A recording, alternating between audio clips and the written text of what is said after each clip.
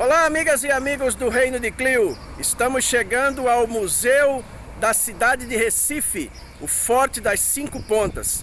Vamos entrar para conhecer e você vem com a gente. É o Reino de Clio, nos caminhos da história, em Recife, Pernambuco.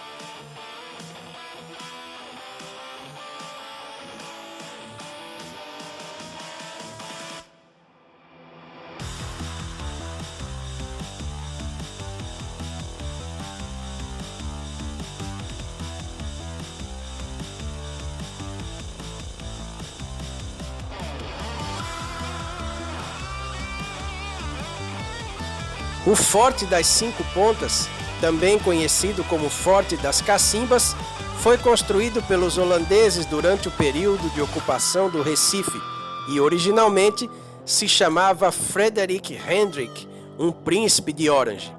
Inicialmente, ele foi construído de faxina e terra, ou seja, a junção de feixes de galhos e terra. Ele resistiu a ataques dos portugueses e foi ampliado por Maurício de Nassau. Em seu interior, ocorreu a última resistência dos holandeses em 1654, quando as tropas portuguesas cercaram o forte e já dentro dos muros receberam a rendição de Recife. 30 anos depois da rendição holandesa, o forte foi reconstruído de alvenaria de pedras e cal. Desde então, foi palco importante de momentos históricos como a Revolução Pernambucana, Confederação do Equador, Insurreição Praieira e o fuzilamento do Frei Caneca. O Forte das Cinco Pontas foi reformado em 1822 e 1904, mas quase foi demolido em 1858 pela Companhia de Estrada de Ferro Great Western Brazilian. Em 1979, o forte foi restaurado e aberto ao público 3 anos depois, abrigando o museu, como já foi dito.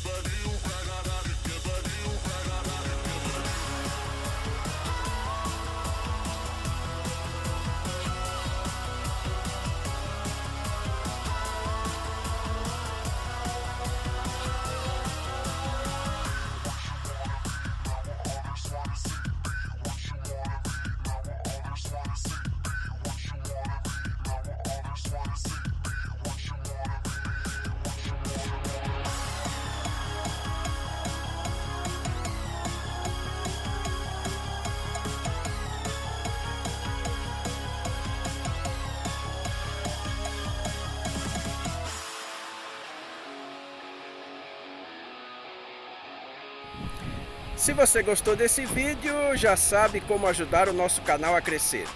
Curte, comenta, compartilha, se inscreve, ativa o sininho das notificações, porque você já sabe que vem novidade por aí sempre. E ajuda também a que o YouTube considere o nosso conteúdo relevante e mostre para muito mais pessoas. Muito obrigado!